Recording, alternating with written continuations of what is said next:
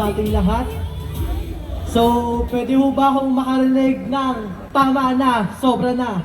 In 3, 2, 1, tama na, sobra na! Tama na, sobra na! Tama na! Sobra na! Palitan na yung presidente! So, unang-una, nagpapasalamat ako sa UPI sa pangunguna ni General Pokis. Palakpakan po natin sila. So, kung matatandaan nyo, ako yung anak ni Colonel Mungaw. So, masakit sa isang anak na makita ang kanyang ama na nakakulong dahil sa pagsabi ng tama at pagkampe sa mga Pilipino. Nakita naman natin ang lantarang pambabastos. Unang-una, sa mga nagbabayad ng tax dito, ilabas nyo yung galit nyo. Tama na! Sobra na! Sobra na! Mas malakas! Tama na! Sobra na! Palitan na! Bang! Yan! Resign! So kanina, habang papunta ako dito, nakita ko yung pagkakaisa at pagsasama-sama ng mga Pilipino upang wakasan ang korupsyon at wakasan ang pananarantado sa atin ng gobyerno. Ang gusto lang iparating ng aking tatay on behalf sa akin ay ito ho. They say this is the rule of law, but how it justice when a man is punished simply by changing his mind and standing by his conscience and for the Filipino people. This is not about politics. It is about freedom, fairness, and the right to disagree without being thrown to jail. My father is not a criminal. He is a patriot who chose truth over loyalty to a one man. Let no one be afraid to speak up. Let no one be punished for a conscience. Maraming salamat. Mabuhay ang Pilipinas. Mabuhay tayong lahat. Nyo, di ko rin kayo kilala. Tama! Bakit? Hindi naman tayo anak ng politiko eh.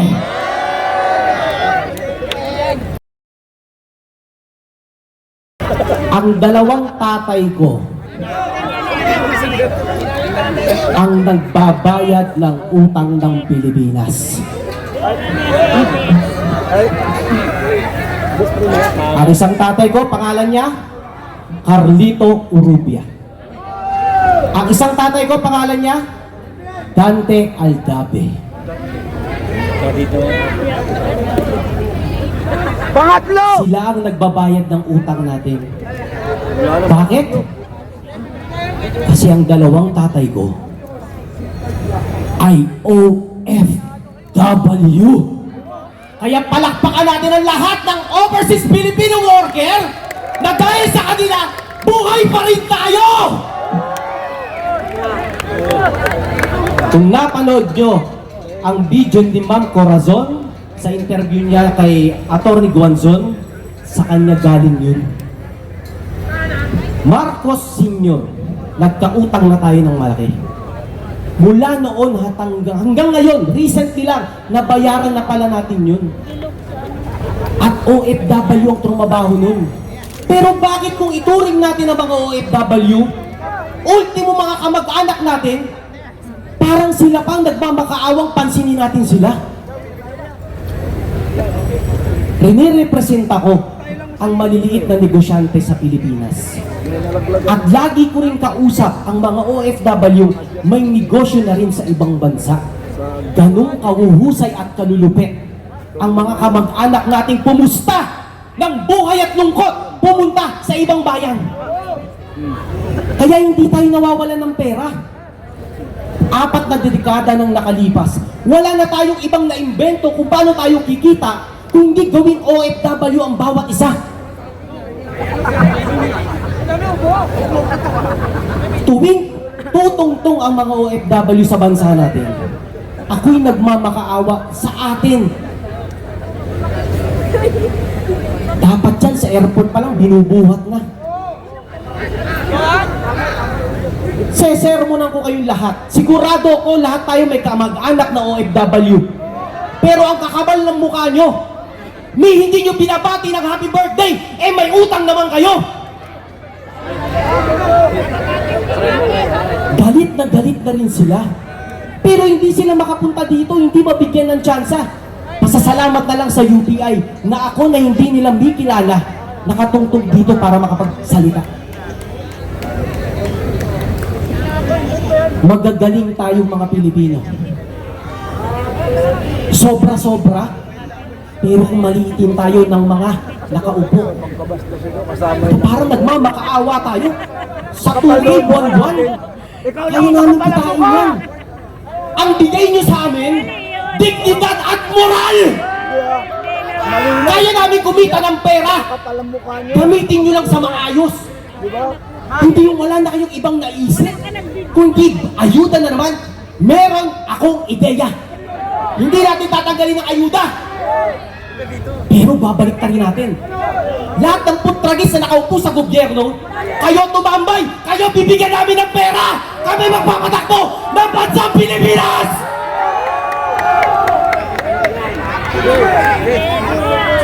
Kamamatay lang ng pangalawang tatay ko last month. Siya ang tatay ng misis ko. Ang dalawang kapatid ng misis ko, nagtatrabaho pa rin sa Dubai. Ang isa sa Canada. Biglang umuwi dito kasi biglang namatay ang tatay nila. Biglang namasahe, ang laki ng gastos, saglit lang sila dito. Ito may requirement pa pala na kailangan dumaan ka sa OWA. May asikasuhin kang papel. Yung kapatid ko sa misis ko, pinagalitan pa nung teller. Wala daw siyang dala na papeles na requirement doon sa kailangan papel para makabalik kung saan bansa siya nagtatrabaho. Halos paghalitan pa. Mahiya kayong mga nagtatrabaho sa gobyerno. Ang OFW, ang malaking ambag sa sahod nyo! Kaya yung nakita nating pinagmumura, pinagsisigawan sa ibang bansa ng mga kapwa nating Pilipino, tama yun. Karapatan natin yun. Huwag nyo naman tawagin pera ng bayan. Ang pinagsama-sama nating ambag. Mula ngayon, tawagin nyo yan. Pera namin yan!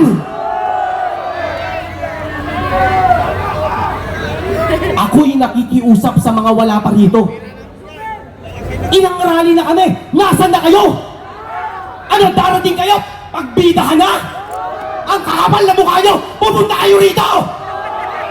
Kailan kayo tatalo?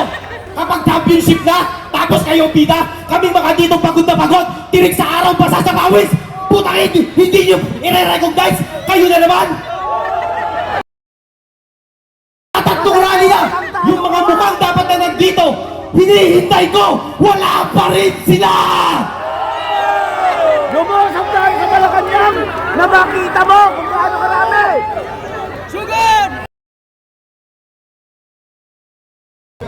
Wala kang alam dyan.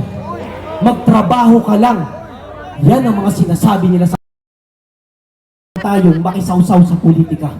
Pwede ba yun? Pera namin yan!